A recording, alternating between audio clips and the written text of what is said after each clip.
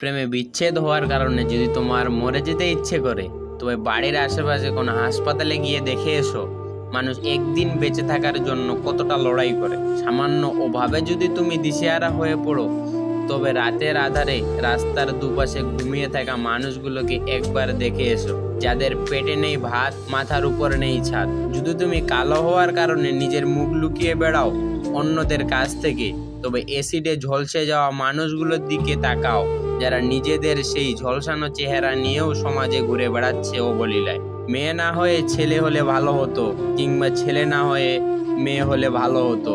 যদি মনে হয়, তবে আমাদের সমাজে তৃতীয় লিঙ্গের প্রচলিত ভাষা হিজড়া মানুষদের দিকে তাকাও, যারা নিজেদের পরিবার থেকে বিতাড়িত হয়েও জীবন চালিয়ে যাচ্ছে সমাজের সাথে তাল মিলিয়ে। যদি নারী বলতে টাকা লোভী ছলনাময়ী ধোঁকাবাজ মনে হয়, কিছু কিছু মেয়েরাও এমন, তবে নিজের মায়ের দিকেও তাকিও, যে তোমার বাবার অভাবের সংসারে না খেয়ে পড়ে আছে, তবুও ধনী কাউকে বিয়ে করার পথ বেছে নেই।